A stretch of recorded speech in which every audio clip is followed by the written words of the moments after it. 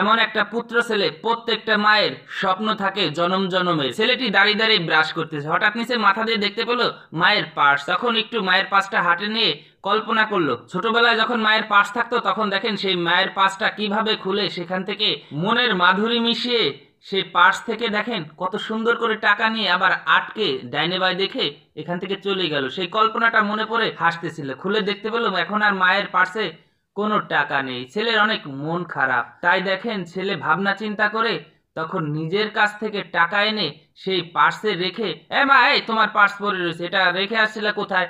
কোথায় না কোথায় রাখো, টাকা টুকে হারাই যাবে। তখন মা পার্সটা খুলে দেখতে পেল পার্স ভরা অনেকগুলা টাকা।